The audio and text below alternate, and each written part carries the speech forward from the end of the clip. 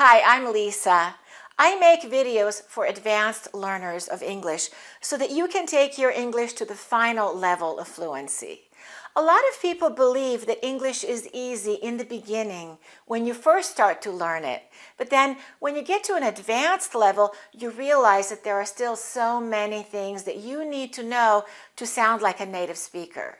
And this is especially true for vocabulary and for all of the different expressions that native speakers use that you may not be familiar with. And that's why I have a series called Advanced Vocabulary from the Newspaper. In this video, we will analyze an article from the New York Times. I will teach you the vocabulary from the article, and you will practice the American accent by repeating after me. And then at the end of the video, I will give you a fill-in-the-blank quiz to test your memory of the words you just learned.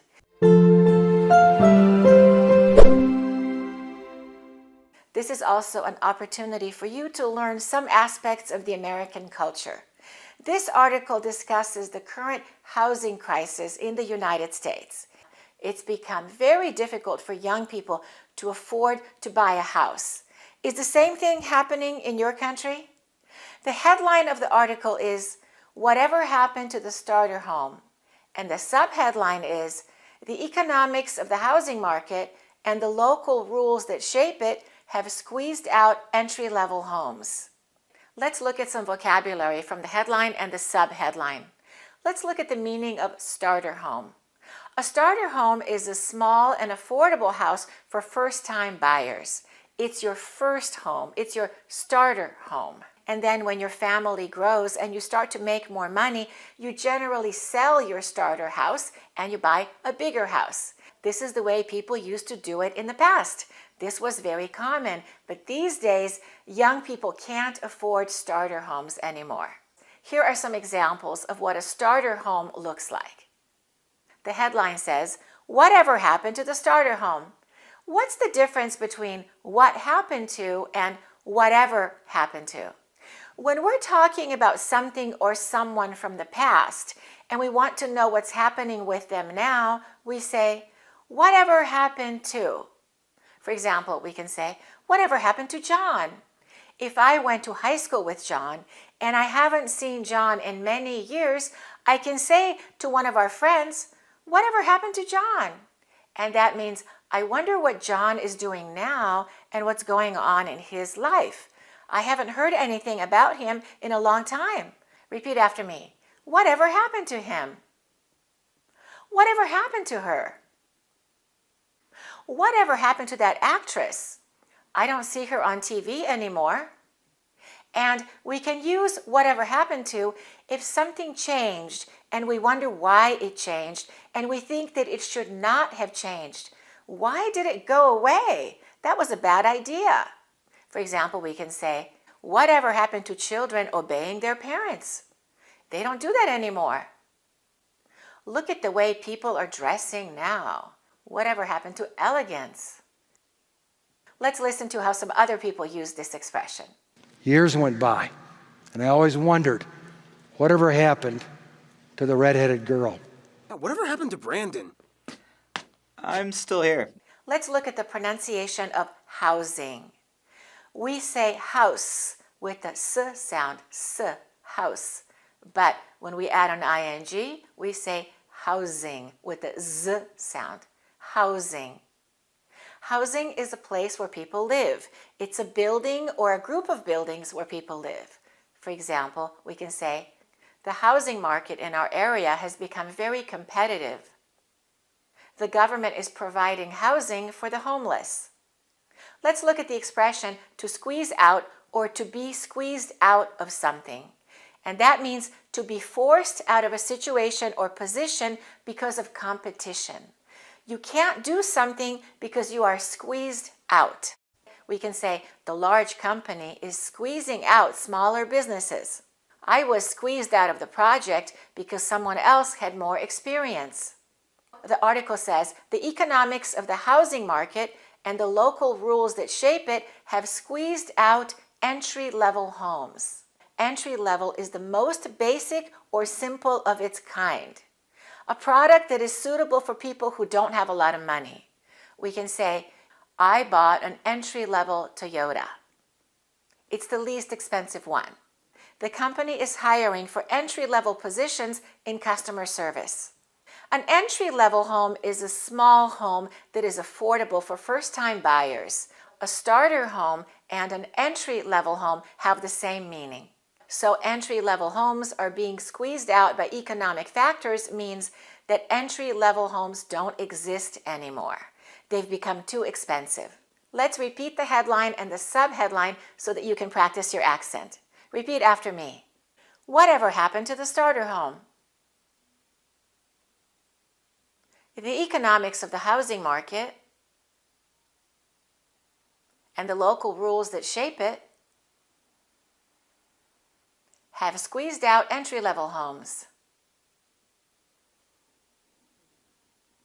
Let's look at the first few paragraphs of the article to learn some vocabulary and expressions. As recently as the 1990s, when Jason Naegeli started off, the home building industry was still constructing what real estate ads would brightly call the starter home. In the Denver area, he sold newly built two-story houses with 3 bedrooms in 1,400 square feet or less. The price, $99,000 to $125,000, or around $200,000 in today's dollars.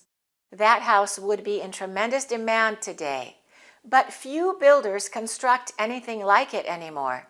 And you couldn't buy those Denver area homes built 25 years ago at an entry-level price today either.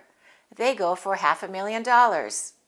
The disappearance of such affordable homes is central to the American housing crisis.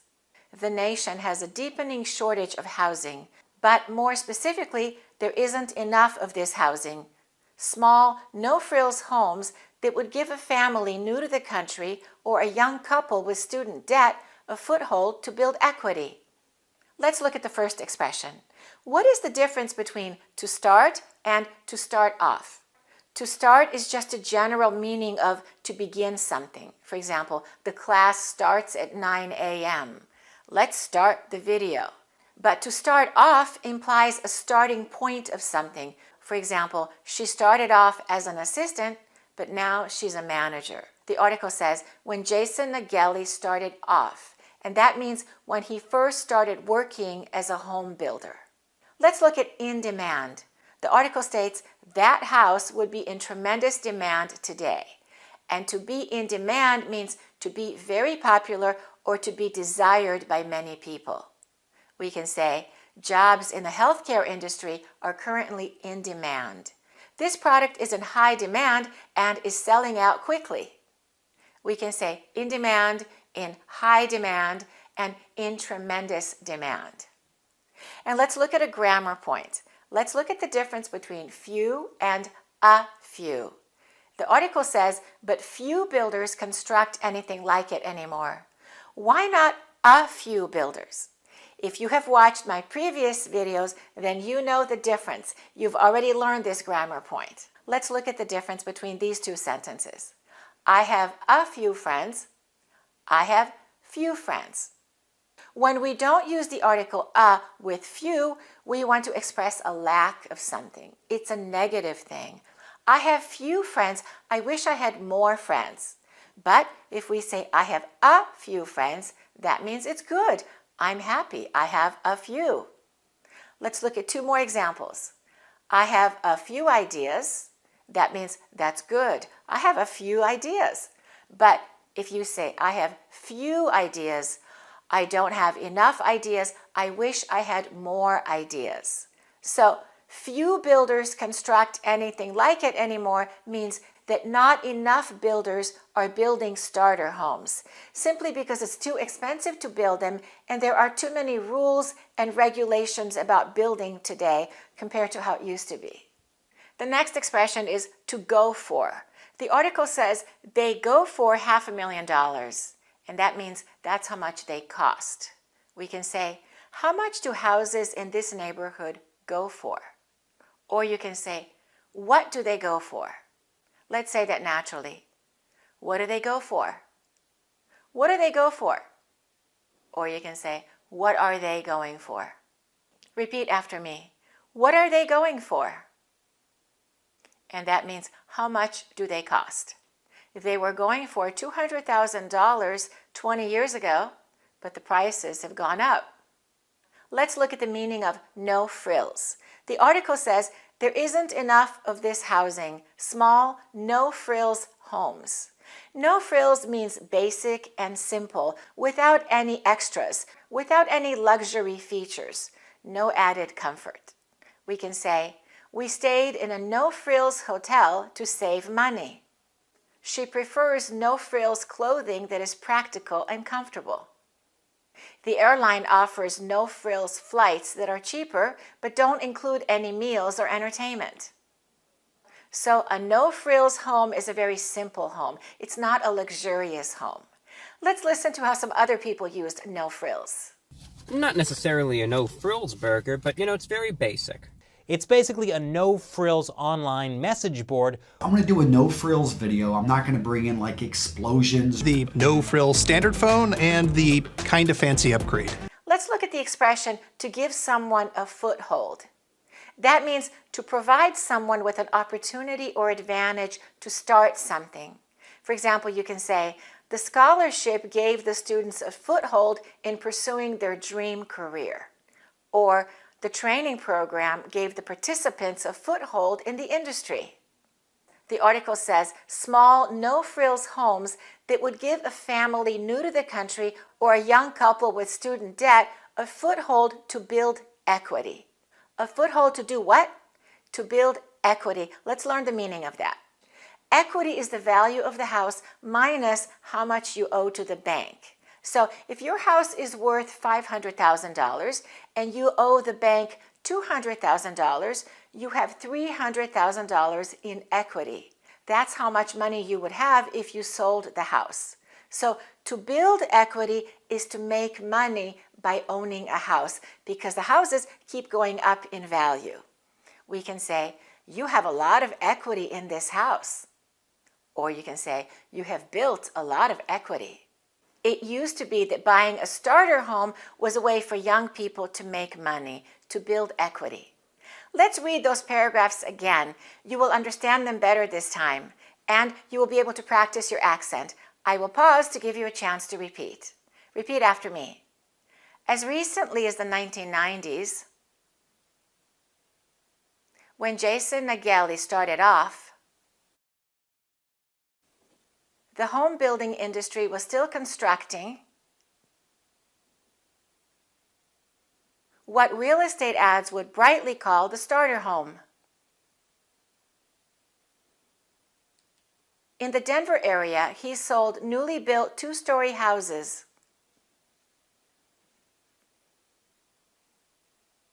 with 3 bedrooms in 1,400 square feet or less.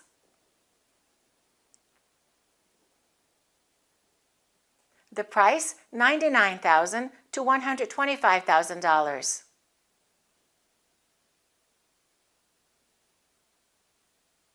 Or around $200,000 in today's dollars. That house would be in tremendous demand today. But few builders construct anything like it anymore.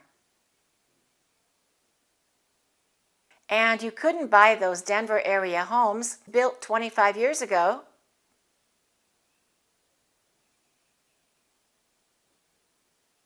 at an entry-level price today either.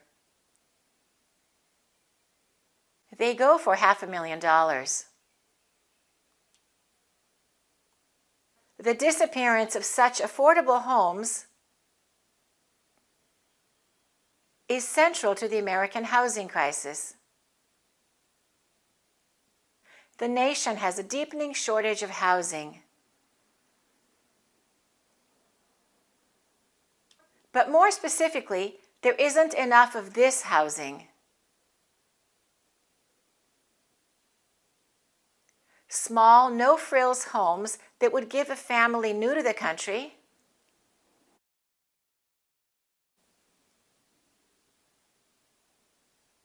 or a young couple with student debt a foothold to build equity.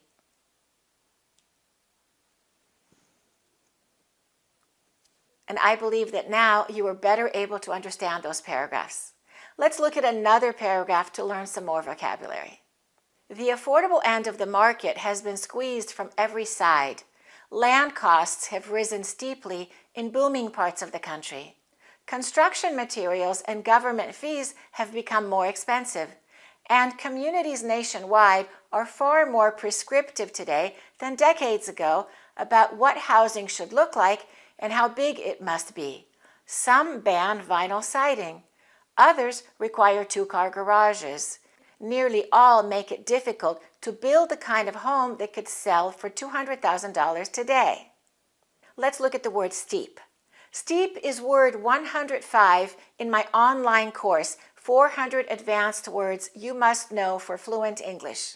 Let's listen to how I explained it. The word is steep. Steep. And steep means set at a high angle, a sharp slope. But we also use steep when something is very expensive. When the price is unreasonably high, we say it's steep. I was exhausted after climbing the steep hill. Make sure the B is silent in the word climbing. Let's say that again. I was exhausted after climbing the steep hill. You must be a very experienced skier to ski down such a steep mountain. Let's say the word mountain again. Mountain. Mountain. You must be a very experienced skier to ski down such a steep mountain.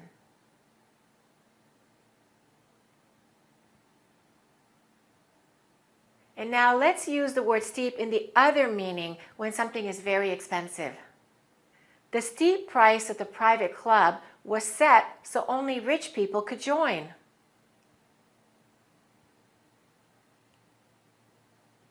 The steep price at the private club was set so only rich people could join. I talk a lot about the rules of the American accent and correct pronunciation in that course. There are 7 hours of video practice, and I pause to give you a chance to repeat. The article says, land costs have risen steeply in booming parts of the country, and that means the cost of land has increased a lot. And what are the booming parts of the country? If an area is booming, it means it's experiencing rapid growth and success and prosperity. Many people are moving to the booming parts of the country for job opportunities. Let's look at the word prescriptive. Prescriptive means relating to rules, regulations, or instructions about how something should be done. We can say the company has a prescriptive policy on how employees should dress. Or the doctor provided a prescriptive treatment plan for the patient. The article states that communities nationwide are far more prescriptive today than decades ago about what housing should look like and how big it must be. And that's one reason why housing has become so expensive. Okay, let's go on to the next word. Let's look at the verb to ban. The article says some ban vinyl siding, others require two-car garages. To ban means to officially prohibit something from being used or done. To not allow something. We can say the government has banned smoking in public places. Or the school has banned the use of cell phones during class. The sentence says, some rules ban vinyl siding. Siding is the material that is used to cover the exterior walls of a house. It's a layer that protects the interior of the house from wind or rain or snow. Siding can be made from different materials such as wood, vinyl, aluminum, and stucco. So some ban vinyl siding means that they don't allow the vinyl siding to be used. It's a kind of material that's synthetic and it's less expensive. Let's read the paragraph again. I will pause to give you a chance to repeat. The affordable end of the market has been squeezed from every side.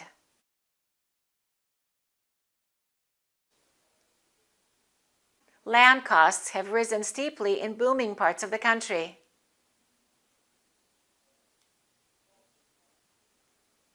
Construction materials and government fees have become more expensive. And communities nationwide are far more prescriptive today than decades ago.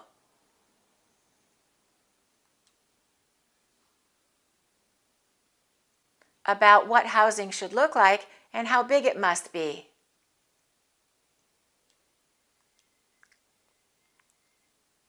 Some ban vinyl siding. Others require two-car garages. Nearly all make it difficult to build a kind of home that could sell for $200,000 today.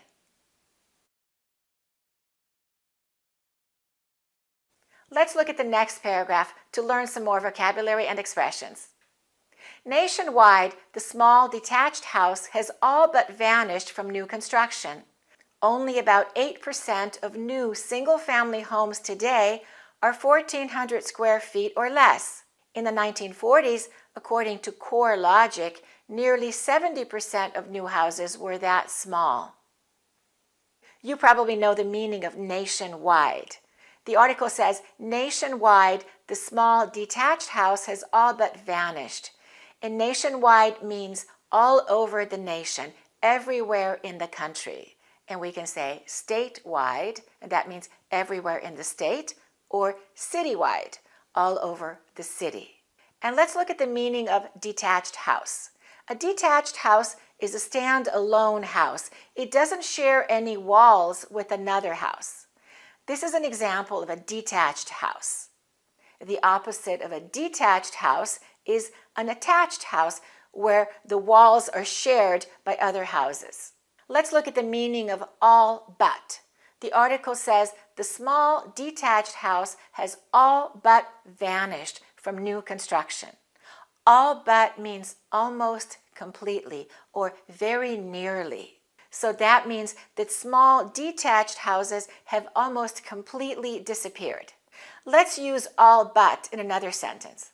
We can say, I had all but finished my work when my boss gave me a new assignment. And let's look at the final paragraph. But the economics of the housing market and the local rules that shape it have dictated today that many small homes are replaced by McMansions, or that moderate income residents are replaced by wealthier ones. A little 1949 Levittown house on Long Island, the prototypical post-war suburban starter home, now goes, with a few updates, for $550,000. Let's look at the meaning of the word McMansion. This is a common word that I've been hearing a lot, especially in my neighborhood in Los Angeles. It's a slang word which has a negative meaning. It describes a very large house that's not built very well. It's built really quickly and it's built cheaply with low quality materials. It's cheaply made and it doesn't have a very nice style, and a lot of people don't like them. The word McMansion is a play on words. We have mansion and we have McDonald's. And if we put those two words together, we can say McMansion.